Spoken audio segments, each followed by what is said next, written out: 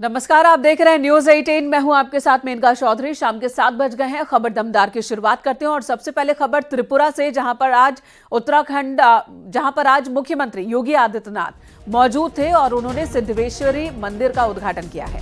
इस दौरान उन्होंने संबोधन के दौरान कहा कि केवल मुरली से काम नहीं चलेगा, बल्कि सुरक्षा के लिए भी सुदर्शन उठाने की आवश्यकता है। तो सुरक्षा के लिए सुदर्शन की भी आवश्यकता है। साथ ही उन्होंने कहा कि अयोध्या, मथुरा, काशी ये 3 सनातन हिंदू धर्म के महत्वपूर्ण स्तंभ हैं, मान बिंदु हैं। जो भी सामर्थ्यवान होगा अपनी ताकत का एहसास अपने दुश्मनों को कराएगा, वो हमेशा सुरक्षित रहेगा। तो कई बड़ी बातें सीएम योगी आदित्यनाथ ने त्रिपुरा की धरती से कही है, जहां पर उन्होंने एक बात बहुत साफ कही कि सिर्फ मुरली से काम नहीं चलेगा, बल्कि सुदर्शन उठाने की भी जरूरत पड़ जाती है। सिद्धेश्वरी मंदिर के उद्घाटन के मौके पर सीएम योगी आदित्यनाथ ने यह बात कही। भगवान श्री कृष्ण की जब स्मृति हम सबके सामने आती है, तो भगवान श्री कृष्ण एक हाथ में मुरली है तो दूसरे हाथ पे सुदर्शन भी तो है उनके हाथ में। केवल मुरली से काम नहीं चलेगा, बल्कि सुरक्षा के लिए सुदर्शन भी आवश्यक है। और सुदर्शन भी जब आपके सामने होगा, तो फिर किसी श्री श्री शांति काली महाराज को अपना बलिदान नहीं। भाई, अयोध्या है, मथुरा है, काशी है, ये 3 सनातन हिंदू धर्म के महत्वपूर्ण स्तंभ हैं, महत्वपूर्ण स्थल है, मान बिंदु हैं। और आज नहीं तो कल तीनों स्थान फिर से हिंदू धर्म और आस्था के प्रतीक के रूप में, जैसे आज पूज्य हैं, उसी भव्य रूप में आगे बढ़ते हुए दिखाई देंगे। कोई संदेह नहीं होना चाहिए। हमें एक दूसरे की आस्था का सम्मान करना चाहिए। सनातन धर्म तो सर्वे भवन्तु सुखिनः सर्वे सन्तु निरामया की बात करता है, लेकिन यह तभी जब हम स्वयं सुरक्षित हों।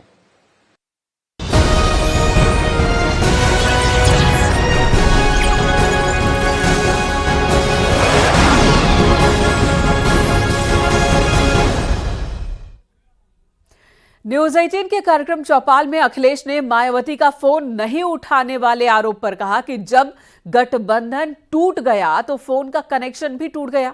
भविष्य में अब गठबंधन नहीं होगा। आप कहते हैं कि मायावती फोन नहीं उठाती, मायावती कहते हैं कि आप फोन नहीं उठाते, तो कनेक्शन कहां गड़बड़ हो रहा है? ये जिसके बाद जब गठबंधन टूट गया तो फिर फोन का कनेक्शन भी टूट गया।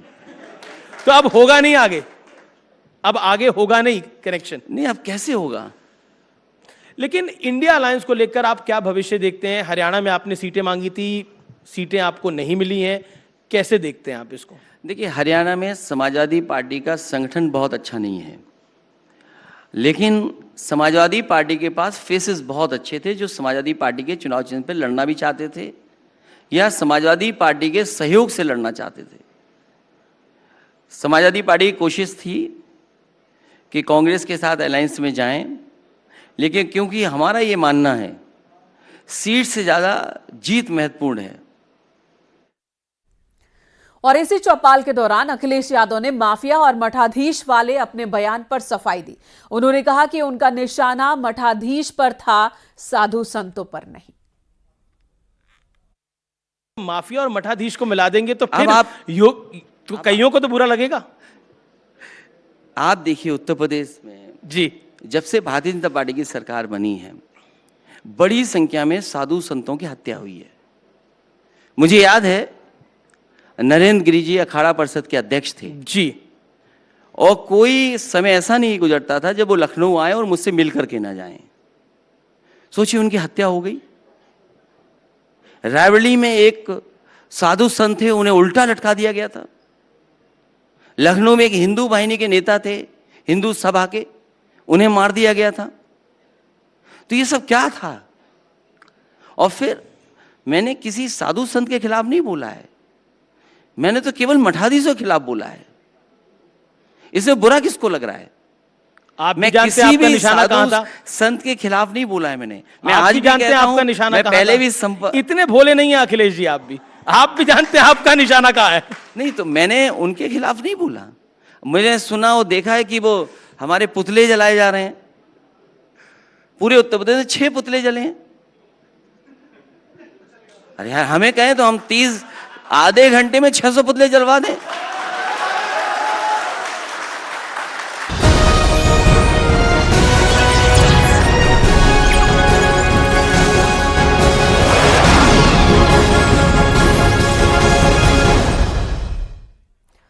और अगली खबर शाहजहांपुर से, जहां पर पैर नहीं छूने पर एक लड़के को गोली मार दी गई है। आरोपी को फिलहाल पुलिस ने गिरफ्तार कर लिया है।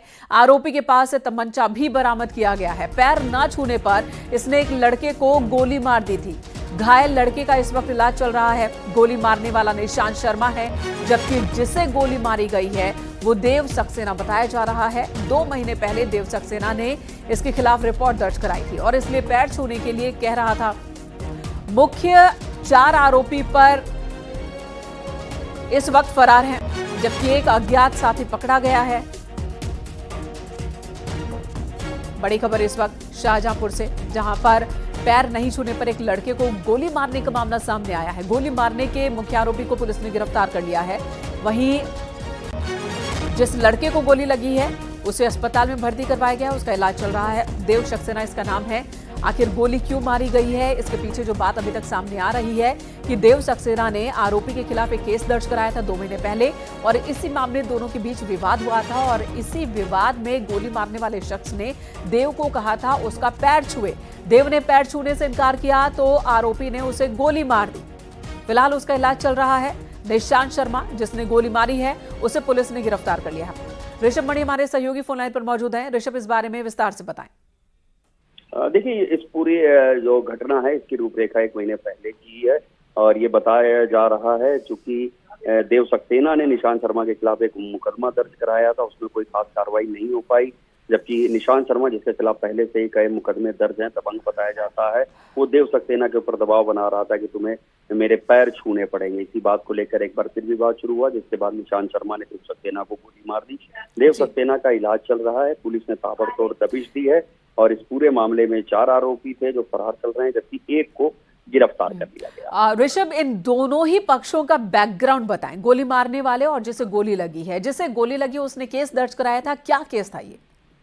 देखिए, जैसा मैं कह रहा था कि 1 महीने पहले ये पूरा मामला हुआ था, जब एक मारपीट को लेकर देव सक्सेना ने निशांत शर्मा के ऊपर FIR दर्ज कराई थी, लेकिन पुलिस उस मामले में निशांत शर्मा के ऊपर कोई ठोस कार्रवाई नहीं कर पाई थी। जिसके बाद ये दबंग निशांत शर्मा है, जिसके ऊपर पहले से कई मुकदमे दर्ज हैं, देव सक्सेना पर माफी मांगने का दबाव बना रहा था, कह रहा था तुम्हें मेरे पैर छूने पड़ेंगे। इस बात को लेकर दोबारा विवाद हुआ और निशांत शर्मा ने देव सक्सेना को गोली मार दी। जी, उसकी हालत के बारे में डॉक्टर्स क्या कह रहे हैं? देखिए, अभी तो यही बताया जा रहा है कि फिलहाल देव सक्सेना खतरे से बाहर है। कुछ दिनों से उसका इलाज चल रहा है, वो खतरे से बाहर है, लेकिन उसने 5 आरोपी के खिलाफ FIR दर्ज कराई थी, जिसमें से एक की गिरफ्तारी हो गई जी। और जो 4 भागे हैं उनके बारे में पुलिस कुछ बता रही है? देखिए, उसमें 2 नामजद हैं, जबकि उसमें 2 अज्ञात हैं, जिनको वादी देव सक्सेना भी नहीं पहचानते हैं। वो निशांत शर्मा के सहयोगी हैं। उनकी शिनाख्त की जा रही, पता किया जा रहा है वो कौन कौन लोग हैं। जैसे ही उनके नाम सामने आएंगे तो उनकी भी गिरफ्तारी की जाएगी, पुलिस की ओर से कहा जा रहा है। ऋषभ मणि, धन्यवाद इस वक्त पूरी जानकारी देने के लिए। इधर गोरखपुर में समाज कल्याण मंत्री असीम अरुण ने मठाधीश को माफिया से जोड़ने वाले अखिलेश यादव के बयान को लेकर अखिलेश पर तीखा हमला बोला। उन्होंने कहा कि 2017 और 2022 में जनता उनका पत्ता साफ कर चुकी है, अब जनता उन्हें उपचुनाव में भी सबक सिखाएगी। समाजवादी पार्टी की बड़ी पुरानी नीति रही है अपराधियों को बढ़ावा देने की। लड़के हैं, गलती हो जाती है, ये इनका बहुत पुराना नारा है और उसी का परिणाम कि 2017 में अखिलेश यादव जी का पत्ता साफ उत्तर प्रदेश की जनता ने किया, योगी जी को आशीर्वाद दिया और 2022 में पुनः योगी जी को आशीर्वाद दिया, क्योंकि योगी जी अपराधियों के खिलाफ कठोर कार्रवाई करते हैं। किसी प्रकार की कोई रियायत किसी अपराधी को नहीं मिलती जैसी सपा में थी। ये बात आज सबके सामने है। अखिलेश जी जो बोल रहे हैं, इससे अखिलेश जी प्रदेश का नुकसान करने की बात कर रहे हैं। जनता इसके विरोध में है, योगी जी के साथ में है। ये बारंबार सिद्ध हो चुका है। अब खिसियानी बिल्ली खम्बा नोचे वाली बात है। जो अपराधी हैं उनके खिलाफ कार्रवाई हुई है, भविष्य में भी इसी सख्ती के साथ में होगी। इधर कैबिनेट मंत्री धर्मपाल सिंह ने अखिलेश यादव पर निशाना साधा। उन्होंने समाजवादी पार्टी को अपराध बोध से ग्रसित पार्टी बताया।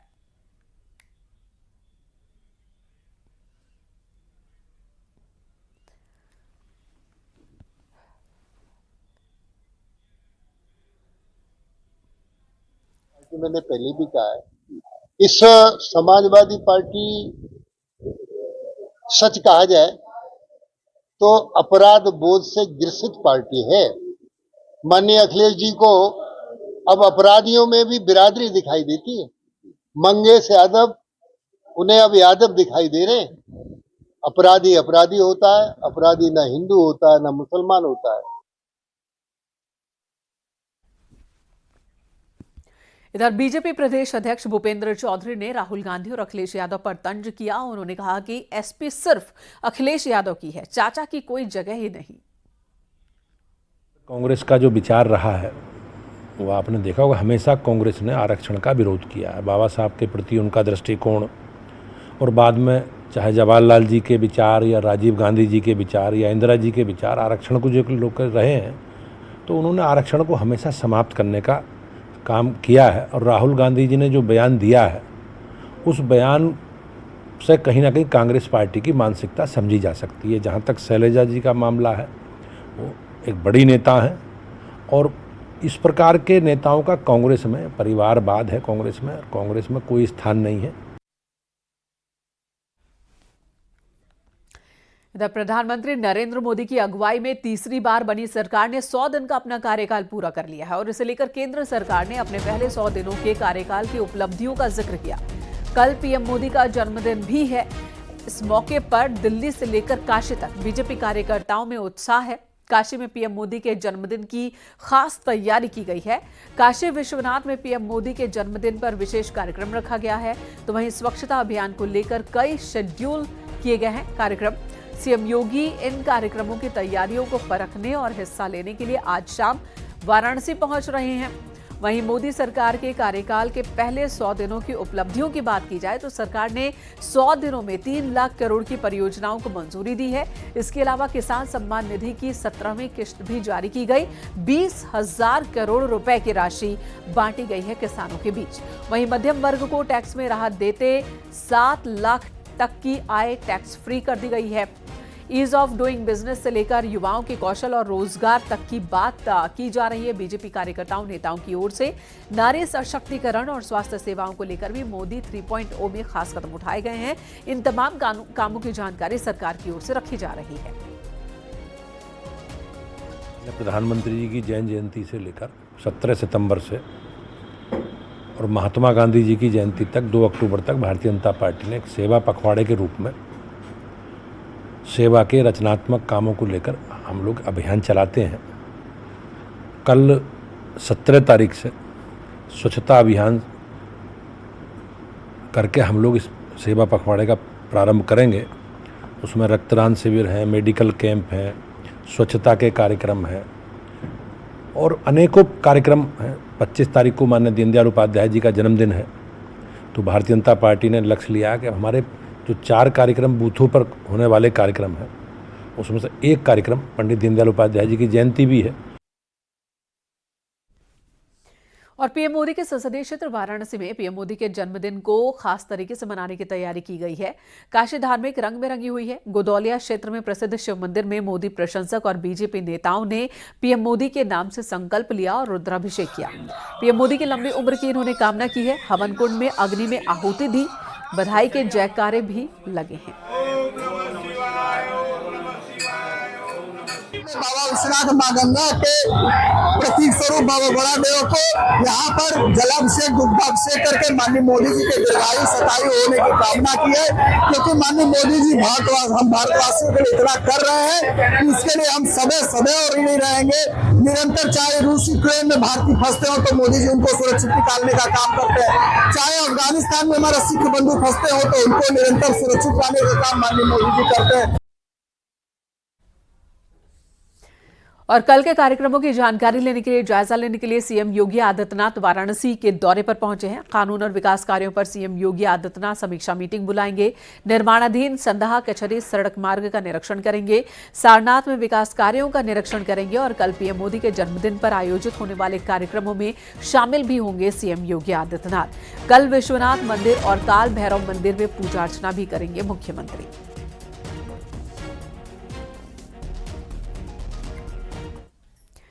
इधर आगरा कैंट से वाराणसी के लिए वंदे भारत ट्रेन का शुभारंभ हो चुका है। प्रधानमंत्री नरेंद्र मोदी ने अहमदाबाद से वीडियो कॉन्फ्रेंसिंग के जरिए हरी झंडी दिखाकर ट्रेन को रवाना किया।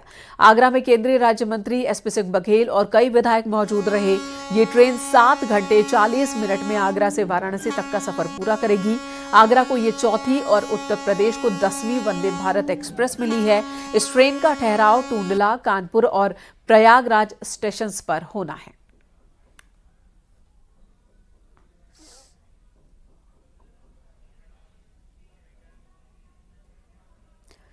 जेल में बंद समाजवादी पार्टी के सीनियर लीडर आजम खान के बेटे अब्दुल्ला आजम ने हर्जाने के 10,000 रुपए की व्यवस्था करने के लिए कोर्ट से वक्त देने की गुहार की है।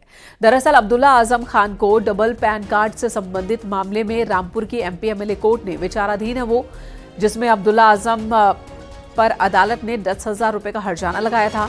इस हर्जाने की रकम को जमा करने के लिए अब्दुल्ला पक्ष ने अदालत से समय मांगा है। उन्होंने कहा कि रकम की व्यवस्था के लिए कुछ वक्त चाहिए उन्हें। 18 सितंबर को अब मामले की सुनवाई है।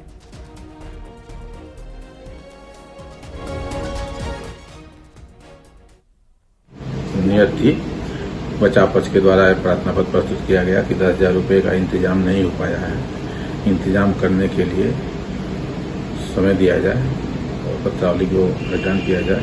माननीय न्यायालय ने दिनांक 18/9/2024 की तिथि नियत की है। सर कितना समय मांगा था सर बचाव? उनके द्वारा 2 सप्ताह का समय मांगा गया था, लेकिन पत्रावली अंतिम स्तर पे है, गवाही पूर्ण हो चुकी है लगभग, इसलिए माननीय न्यायालय ने 18 तारीख की तिथि नियत किया है। मिर्जापुर में बाराव फात के जुलूस के दौरान भगवान राम का गाना बज गया। डीजे पर भगवान राम का भजन बजता रहा और पड़री थाना क्षेत्र में जुलूस निकला।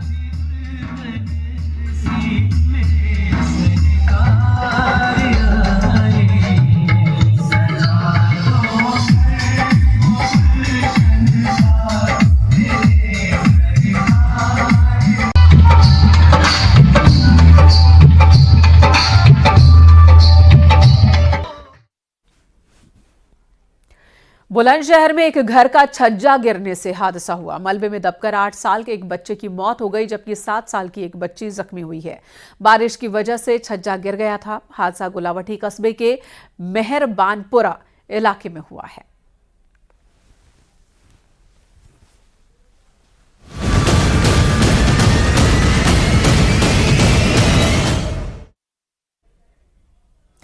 कानपुर से खबर, जहां पर गंगा बैराज में नरौरा बांध से लगातार पानी आ रहा है, जिसकी वजह से सभी चैनल खोल दिए गए हैं और पानी तेजी के साथ बढ़ रहा है। 20 से ज्यादा घाटों की सीढ़ियां डूब चुकी हैं। प्रयागराज में दोनों नदियों का जलस्तर खतरे के निशान के करीब पहुंच चुका है। इस साल दूसरी बार संगम में स्थित बड़े हनुमान मंदिर के गर्भगृह में गंगा और यमुना नदी का पानी प्रवेश कर चुका है। सोनभद्र में 6 साल बाद लबालब होने पर धंधरौल बांध के सभी 22 फाटक खोलने पड़े। वहीं गाजीपुर की 5 तहसील बाढ़ प्रभावित हैं। इन तहसीलों के 20 गांव बाढ़ की जद में हैं।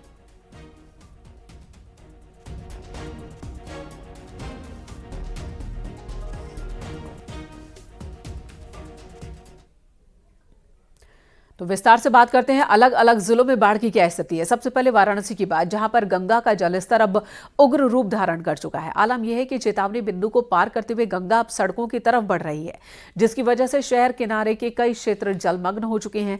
गलियों में नावें चल रही हैं। लोगों को नाव के सहारे ही अब आना जाना पड़ रहा है। जिला प्रशासन ने अलर्ट घोषित किया है। बाढ़ चौकियां बनाई गई हैं, जहां बाढ़ पीड़ितों के सारे इंतजाम किए गए हैं। बाढ़ पीड़ितों के लिए साथ ही एनडीआरएफ की टीम भी बाढ़ प्रभावित क्षेत्रों में गश्त कर रही है।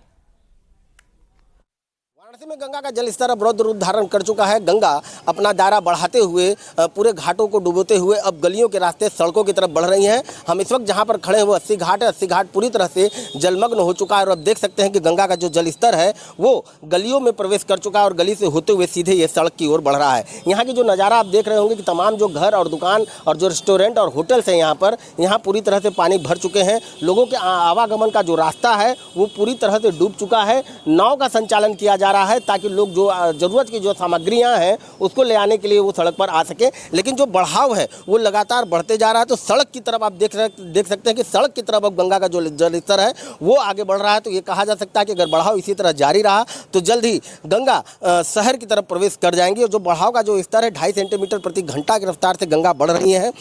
जिला प्रशासन ने इसको लेकर के अलर्ट जारी कर दिया है। बाढ़ चौकियाँ बनाई गई हैं। जो क्षेत्रों में पानी प्रवेश कर चुका उन क्षेत्रों के लोग अब बाढ़ चौकियों की तरफ जो रुख कर रहे हैं। इसके साथ ही जो एनडीआरएफ की जो टीम है वो लगातार भ्रमण कर रही है ताकि जो लोग फंसे हुए हैं उनको निकाला जा सके। उधर मिर्जापुर में बाढ़ प्रभावित इलाकों का दौरा करने केंद्रीय मंत्री अनुप्रिया पटेल पहुंची। मंत्री ने लोगों से बातचीत भी की है और बाढ़ प्रभावित इलाकों का दौरा किया। मनिकपुरा गांव में पहुंची केंद्रीय मंत्री से प्रभावित लोगों ने मुआवजे की मांग की है और ये शिकायत भी की है कि उन्हें अब तक मुआवजा नहीं मिला। अनुप्रिया पटेल ने अधिकारी को फोन लगाया और बाढ़ पीड़ितों की मदद के निर्देश दिए। पर हमारी मुख्य रूप से मूंगफली है, सब्जियों की खेती है, बाजरा है, तमाम फसल का अभी नुकसान हुआ है। तो अधिकारियों को मैंने स्पष्ट रूप से निर्देश दिए हैं। एक तो बाढ़ का पानी जो घट बढ़ रहा है उसकी एक निगरानी के हिसाब से पूरे प्रबंध किए जाएं। जो भी हमारा क्रॉप डैमेज हो रहा है, फसल का जो नुकसान हो रहा है उसका भी प्रॉपर सर्वे हो और साथ ही बाढ़ के आने के बाद जो तमाम समस्याएं आती हैं, बीमारियों की, पशुओं के चारे की, और अगर बाढ़ की स्थिति भयावह हो तो तमाम बाढ़ चौकी से लेकर जो व्यवस्थाएं करनी होती हैं उन सब के बारे में विस्तार से बात हुई है। चंदौली में गंगा का जलस्तर खतरे के निशान से पार हो चुका है। पानी गांवों में घुसने लगा है। पड़ाव और बलुआ क्षेत्र में नदी का पानी गांव की गलियों में प्रवेश कर चुका है। फसल तो बर्बाद हो ही रही है, लोगों को जलीय और जहरीले जंतुओं का भी डर सताने लगा है।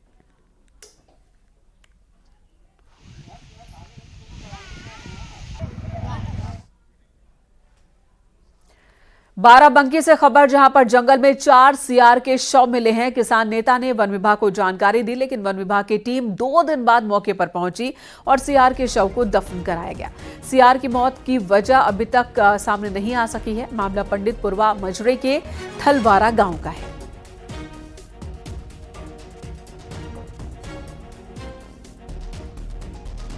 चौकीदार जो है यहाँ पर आए और कोई उच्च अधिकारी यहाँ पर मौके पर नहीं पहुँचा और उसको जो है 3 सियारों को चौकीदार लेबर लेकर के आकर के वहीं पर दफना दिए हैं। अब ये कारण तो नहीं स्पष्ट हम कर पाएंगे कि किस कारण से इनकी मृत्यु हुई है। कारण तो अगर इनका पीएम कराया जाता तब मृत्यु का कारण क्लियर होता कि हाँ किस कारण से इनकी मृत्यु हुई है।